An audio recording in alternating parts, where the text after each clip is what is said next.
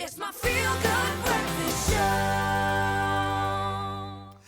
So welcome back. You're live with Expreso. Thank you so much for tuning in. I don't speak lightly about this as much as we might joke about our digestive system and some of the symptoms attached to some of the imbalances that we might experience. I do know, having experienced things like IBS myself, like a spastic colon, that it is serious business. And if these effects are persistent and negatively affecting your well-being, then it is time to take action. First of all, we want to diagnose and then treat what is going on in your gut. It's a gut feel. You've got to wrap your head around it. Now, we think of digestive disarray. One of the more common culprits, I think, of abdominal pain and discomfort is irritable bowel syndrome, IBS. We hear it all the time.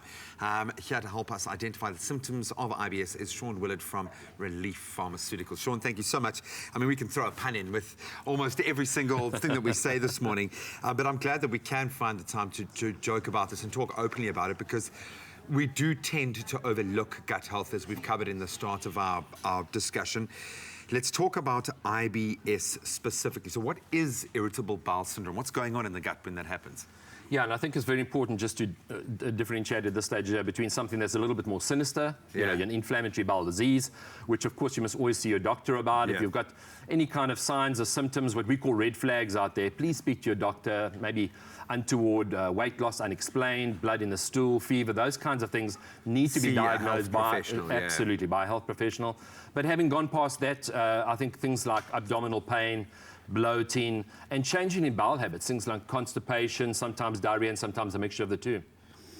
How long do we need to allow these symptoms to persist before we identify them as IBS, say, beyond, I had a spicy meatball last night? When can we move into that space of saying, okay, this is something that's persistent and reoccurring? It's funny that you go all Italian on me, because actually back in the 80s, a couple of specialists got together, and physicians in Rome, Italy, and put together what they called the Rome criteria. Oh, wow. And with that Rome criteria, they said you need to have experienced these symptoms at least in the last 6 months, and more consistently in the last 3 months, at least once a week for those 3 months. So if people out there are experiencing symptoms just sort of once or twice, maybe it was the bad pizza.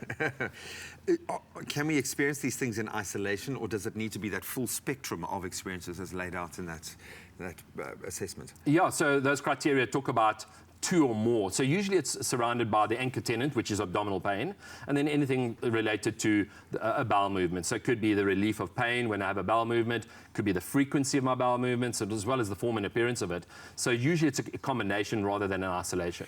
Ultimately, you know yourself. You know your daily habits. You know the way that your body works, and you've got to be able to read those signals. So I think what most people are wanting to know is the solution. How do we treat IBS? What are the most effective ways in your experience? I think always starting with your diet. Looking at your diet is the most important thing.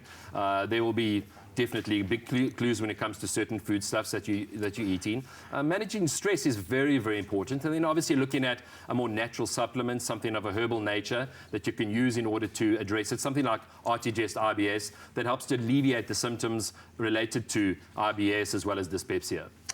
And I can certainly relate if you are experiencing, so don't play it down.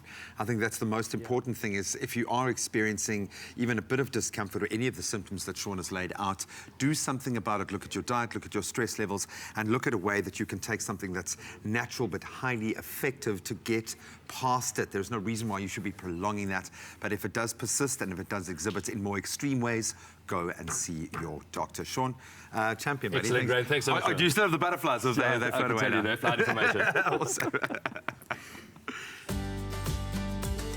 Control the symptoms and feel the relief with ARTIGEST IBS. Brought to you by Relief Pharmaceuticals.